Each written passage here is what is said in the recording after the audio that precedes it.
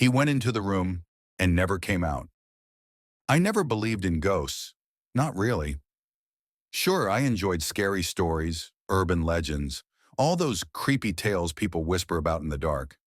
But they were just stories, nothing more. That changed the day Ethan disappeared. We were renting an old apartment, me, Ethan, and our friend Michael. The place was cheap, and for good reason. It was ancient, with creaky floors, flickering lights, and a strange, musty smell that never quite went away. The walls had yellowed, peeling paint, and in the hallway the air always felt damp, like the apartment had been holding on to secrets for decades. But the worst part was the locked room. It was at the end of the hallway, its doors solid and unmoving. The landlord had given us a stern warning on our first day. That room stays locked. No one goes in. Ever. When we asked why, he muttered something about bad things happening before quickly changing the subject. His voice trembled and his eyes darted nervously, as if afraid someone or something might hear. Ethan, of course, was fascinated. "Come on," he grinned one evening. "Don't you want to know what's inside?" "No," I said firmly, shaking off the unease that always crept up my spine when I looked at that door. Michael chuckled, shaking his head. "Dude, just let it go. Some things are better left alone." But Ethan never let things go. The idea of that room gnawed at him like a persistent itch. Late that night, I woke up to a quiet creak.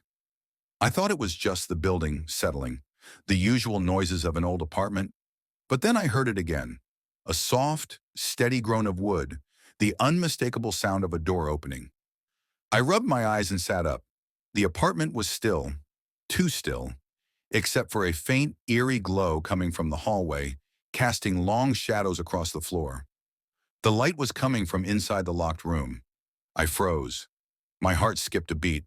I stumbled out of bed, bare feet cold against the floor. The light, pale and unnatural, seemed to pulse with an otherworldly energy, drawing me in like a moth to a flame. The door to the room, our landlord's forbidden room, was slowly swinging open. I felt a chill rush through me, the kind that comes from the darkest corners of your mind, when you know something is wrong but can't make sense of it. And there in the doorway stood Ethan. His back was to me, his silhouette outlined by the strange light behind him.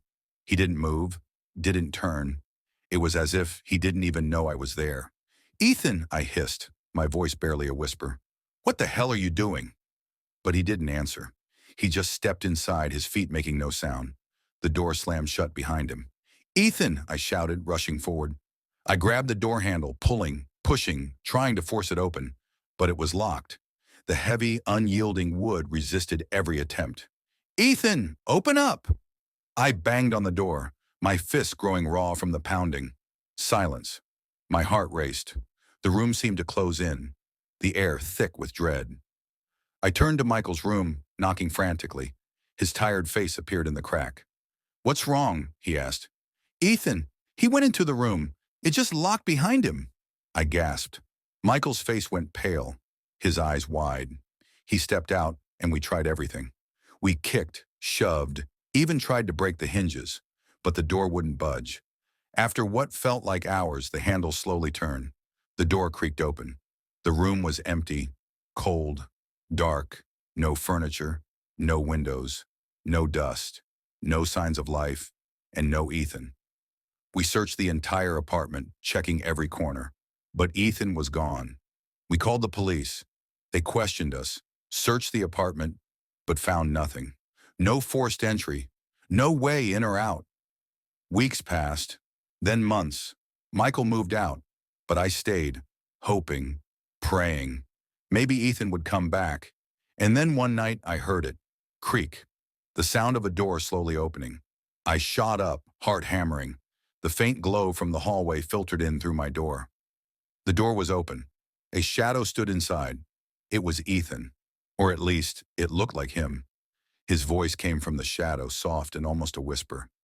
"Daniel, come in." But it wasn't his voice. Not really. There was something twisted about it, something unnatural. I couldn't move. I was frozen, staring at the dark shape that seemed to grow, shifting slowly. The door creaked shut behind the shadow, but the voice still echoed in my mind. Daniel, it wasn't Ethan. Not anymore.